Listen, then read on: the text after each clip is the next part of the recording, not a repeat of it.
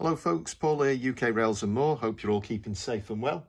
I've got this review to do shortly of the Hattons Originals Class 66. This one's in the GBRF livery, the Royal Corps of Signals.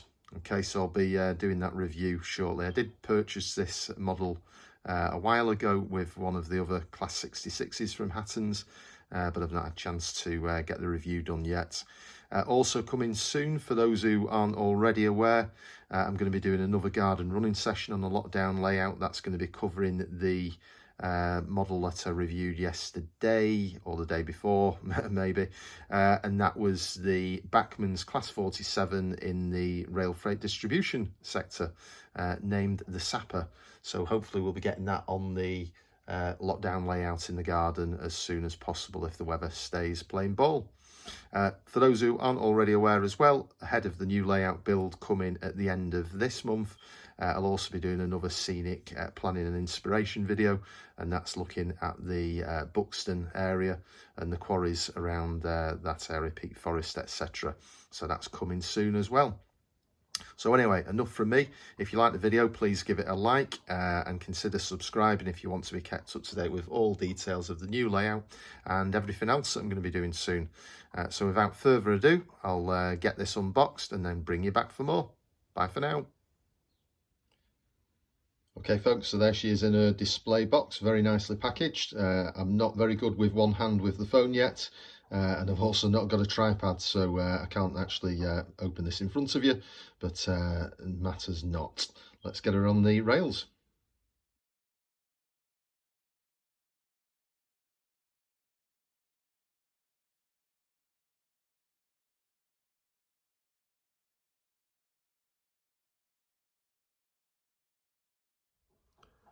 Okay folks, so there she is out of the box. I did buy this one a while ago with 66789, the BR liveried Hattons Class 66. It's just this one I've not had a chance to have a good look at or review as yet. Let's just have a nice detailed look. The idea behind this model and the other one I saw, the same kind of livery to this one, albeit it was a different named loco. I think it was the Bluebell Railway over at Peak Forest, and I saw that with 66789, and they just look fantastic together. I really like these liveries.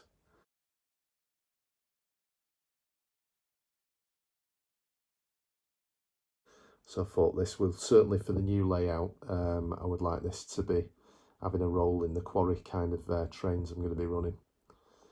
Anyway, that's the background. New layout, as you're aware, starts later this month. Okay, so very nice detail at the front, as always. Incredibly detailed model is the Hattons Originals Class 66. They've certainly had a few issues. Whether those are teething issues that are going to be ironed out in future models, we're yet to find out, but that's a lovely front end.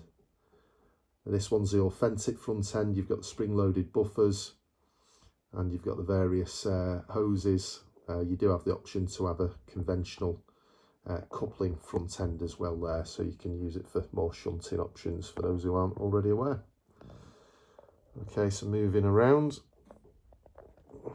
Let's just zoom back out again so we can have a bit more of a look at the livery. Okay, it doesn't come with a driver, this, the Bachmann's do, and that's a great little feature, I think. Okay, nice livery. I did like the other one, Jubilee, which was the slightly older era model, and that one had the sort of the square livery, but it did have the big Union Jack, which I thought looked great on the model. However, this one I think I preferred, so I went for this one. Okay, so looking at the bogies there, lots of detail, sandpipes, the various warning signs, even the really small signs as well there, tiny. Really good, really detailed. If you're not already aware from these, and this is the first review you've seen, you've got to be really careful with them because there's lots of delicate parts on them, and there has been a few issues that I'm sure a lot of people will be well aware of with these, and some of some of the issues with the parts and what have you. So let's see if they can get ironed out. Okay, the lettering very nice and crisp. Real good paint job on this. Even the detail of the very fine orange line along the top there looks great. And the fuel tanks, again, lovely detail there. Really is a great model for detail. Okay, now moving on to the axle boxes. Obviously, a lot of you will be well aware of the issues, but for the sake of anyone who's not, you'll see on the review when we get outdoors that the actual one of the features of these is that they've got rotating axle boxes there, which is quite a new feature. There have been issues with those coming off. I've certainly experienced some of that myself. The Hattons website advises a fix where you glue them back on. However, how effective that is long term, only time will tell. Hattons have been brilliant customer service whenever I've had any kind of dealings with them, which is really good. But yeah, time will tell with that. Now, there is, on the point of the axle boxes, there is a point, there's another YouTube person, Peter Dixon. I've seen his channel, so if you've, it's well worth a look. He has actually come up with his own fix for them, and he's obviously very skilled in terms of his sort of model engineering, and he's really looked at them and found his own fix for them. So if you like the models that much and you really want to do that and go down that line, then by all means just check out that channel, because it does seem to be a good fix. However, for some people like myself, not that confident with actually really getting into the engineering with them, and also whether you have to or you should have to, I suppose is another matter. But my sort of choice myself is probably going to be to send them back and see what they can do. Okay, I'm getting sidetracked here, but yeah, lots of detail here on the cab. Okay, with the various specifications. We've got additional detail there. I've not seen that sign before. The caution signs, the handrails, very nice. And again, with this model, there's loads of in-cab detail, which is really good. And there's the standard coupling on the back.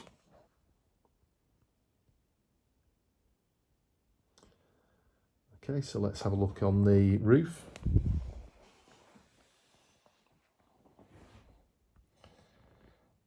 Again, lots of nice roof details. I really like this exhaust. Very well done. All of the hatches with the warnings, the overhead cables, warnings. And again, one of my favourite features on the Hattons model is the grille there. Incredibly detailed.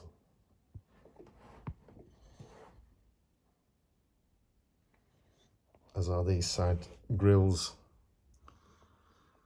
So yeah, it's a tricky subject. I'm sure you've all got your own comments, and there's lots of things that people have had their own experiences with these. Some people, they range from going to such a brilliant model, the detail's so great, they want them at all costs, you know. And then other people are of the view that it's not really good enough to have issues with a model where, you know, they're not ironed out, or you've got problems with them from the start, which it does seem it's a great design concept, but I do wonder how much it's been tested on mine. I've had an issue with the axle boxes that came off really within the first sort of hours of running, so that was a bit disappointing. So we'll see how it goes. I'll get this on the track and then we'll take it from there. So yeah, hopefully the weather will keep bright for us this weekend. And if it is, then I'll get this one out on the running session on the lockdown layout. So I'll bring you back for that. And also, again, there's the other review of the Bachmann's Class 47 in the rail freight distribution sector. So there's that to look forward to as well. So yeah, there we go. So that's my review of the Hattons original Class 66 66756 Royal Corps of Signals. I'll leave it there. Take care, keep safe and well. Bye for now.